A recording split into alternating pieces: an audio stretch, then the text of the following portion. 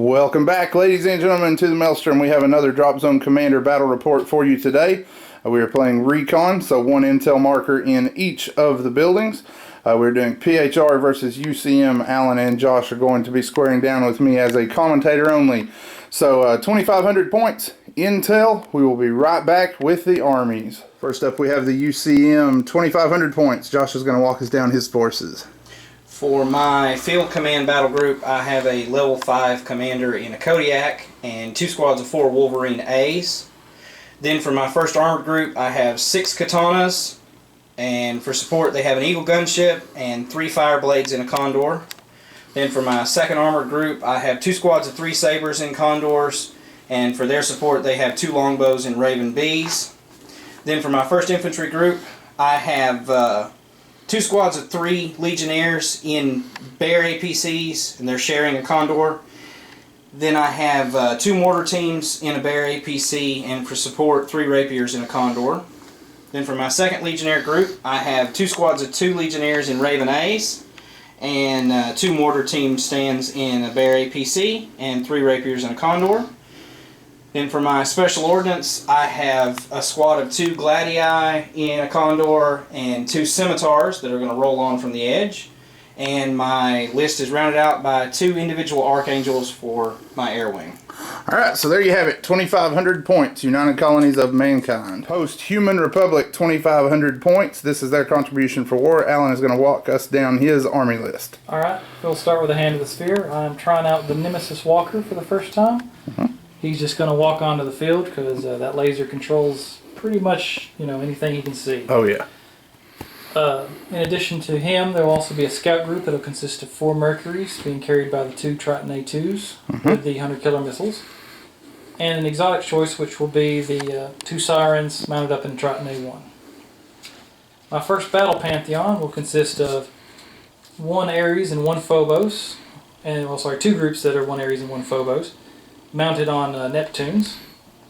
Then I'll have a second battle pantheon that is just 1 group of Ares and Phobos mounted in a Neptune. My infantry will be coming in Immortal Phalanxes. That'll be, the first group will have 2 Juno A1s mounted in a Neptune, and there will be a squad mounted in a Triton A1 that comes with them. And then the second phalanx is the exact same, except for I have to downgrade the Junos from A1s to A2s. Okay. And then finally, Heavy Pantheon, which will be a command squad with a Zeus that has a lesser officer in it, and 2 Inyos, and a 2 Hades formation. The Hades will be carried by Neptunes, the Zeus and crew will be walking on. Already. And we finish up with the Hades, the big boy, who's being carried on by the big Poseidon, and last but not least, I have brought in Athena. See if she will help me out today. The Athena, my new girlfriend, as I have fallen in love with that thing since starting to play PHR. So there is the Post-Human Republic. You have seen the armies and you have seen the table. We will be back following turn 1. Turn 1 comes to a conclusion. The Nemesis rolled on here. His buddies, one of the Ares and Phobos groups, dropped out here first. The Scimitars countered, fired downrange, and cored the Ares with a single 6. The Nemesis returned the favor on one of those Scimitars. Wolverines rolled on there and there. The Athena flew down the street. He did get him the Athena this turn. Fired on it, did manage to do it 1 damage point. Hit fired into this building and did 3 damage points, but killed no one. The Inyos did 12 points here, killed 2 of the mortarmen. Infantry deployed here and here, in addition to in the 2 buildings on this end, along with this small medium building for the UCM. Immortals dropped out across the front here, and got the other Ares Phobos here. Infantry walking on, Inyos there, as we said before. Hades in the street, and Sirens and the Mercury drones here. Sirens did take 7 points. The Eagle gunship came on this flank, along with the fire blades, which are here on the small building. They're Katanas stayed in reserve, but did do 1 damage point to the Sirens, destroyed 1 of them. Sabers dropped out in the street here along with the Rapiers. Another squad of Rapiers in the street down here. Where's your Kodiak hiding at? Behind the top. Behind the skyrise. Okay, so the Kodiak's behind the skyrise there. So that is turn 1. Turn 2 coming up. Turn 2 rolls to an end. We'll start with the fast movers. Athena did come on from the back edge and splashed this Condor, which was carrying the infantry. They did fall out safely. However, the Athena was cut down by the rapiers as it came onto the board. One Archangel did show up. It ran here and splashed a Triton. The building that was containing sirens was destroyed by building demo early in the turn. So it went down with the sirens inside. Here we lost one group of Immortals to building falling. Experimental Gyros went on to Hades, who moved out here to fire. Did some damage to the building down there. A couple of guys went down from the mortar teams there for falling masonry. UCM did move up to this building. They pulled an objective off there. And the Immortals, the PHR pulled off 2 objectives. So one objective off for UCM, 2 off for the PHR. Damage wise, lost the Scimitar here. It was destroyed. The Phobos here in the street was destroyed as well. So that about covers it right now. The armor is still advancing on the flank. PHR walkers are moving up still. Starting their advance here. Inyo's fired on this central building as well. Killed some infantry here as they were moving over. So 2 objectives to 1 in favor of the PHR right now.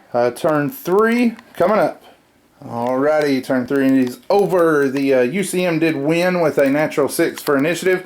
Moved their katanas to the flank down there. Gave them line of sight around the corner to this 10-point building that had Immortals in it. He did 5 damage points with 6 katanas. Somebody needs to go back to driver's school. Infantry were able to move away because of that. We got infantry across from each other there from each faction. More UCM infantry here. These mortarmen did blow their building up on themselves. Those mortarmen decided to stay put. Fired a frag round here and did a damage point to the Ares with a shape charge. One stand of Immortals advanced here. It was 2 stands, but through some falling masonry, half of them are no longer with us. Got a CQB heating up here with the UCM as the occupiers. Both bears did go down, one from an 11 hit and the other from the Eagle gunship falling on it. This Phobos fired and Griff's concrete dropship luck has continued. Destroyed the bear, did 2 points to the building. Sabres continue to advance, shelling buildings as they go. The fast movers did move on from the back. This one targeted this Mercury drone to no effect whatsoever. This one flew over the Triton that brought these guys to battle and was able to bring it down. That is about it as far as like serious damage. The Wolverines are missing a few lads there. Infantry are continuing their push, looking to get into some of these central intel markers. We will be back following turn 4. Alrighty, turn winds down. The CQB here, the UCM took Op4 training. There was a nano cloaks played on the Immortals, but it was espionaged. The flame tanks dealt with all the guys here. Infantry jumped in. There are only 2 of them left. Just a handful of guys here as well. Bad turn to be an infantryman. What Immortals do we have left? Any? Nope. Okay, so all the PHR dudes are dead, and most of the UCM dudes are dead. Bad turn to be an infantryman. Mortars fired here and scored another 6. Finished off that Ares. Orbital laser destroyed this Phobos. A general advance other than that, most of the turn was spent shellacking buildings. So, no infantry left for the PHR. Few infantry left for the UCM. Going into turn 5. Right? Mm-hmm. Yep. Alright, so turn 5 coming up. Turn 5 comes to an end. Got 1 turn left. Got a dead dropship here in the street. These infantry did get shot down to 1 or 2 guys. Found an objective. Handed off to the Fireblades. Fireblade took a black nanomachine and was destroyed. One of the other ones moved across the top of it and handed it off to some Sabres, which were then able to get into their dropship and move away that way. The fast movers crossed this Neptune and destroyed it. Field repairs was played on the damaged Ares. Unfortunately, he then caught a orbital laser and was destroyed. Lots of damage, lots of infantry killed off. I mean, there's nothing left. There's just a handful of infantry anywhere left on the table. But objective there, moving off the table. I think that's about it. So turn 6 coming up. Turn 6 comes to an end. The lots of spot killing and destruction. Center building gone. Down here we have a. Is one of these Odins dead, or are they okay? Yes. One of them is this. Okay, so this poor dude is The dead. unhurt one. The unhurt one. Orbital laser again strikes again. He was targeting the damaged one. The damaged one just sort of shrugged it off. Like, and the other one just went to pieces. These were also destroyed by Archangel Fire. The dropship here was shot down first activation by Phobos, blew all 3 sabers up in the explosion. But the Gladius did come over here and pick that up. Like I said, lots of spot killings across the field, people blowing each other up for no good reason. Game comes to an end 10-8 in favor of the UCM. Am I correct, gentlemen? Yes. All right, 10-8 in favor of the UCM. So we will have after action reviews and army lists on the blog as always. We would appreciate subscribe.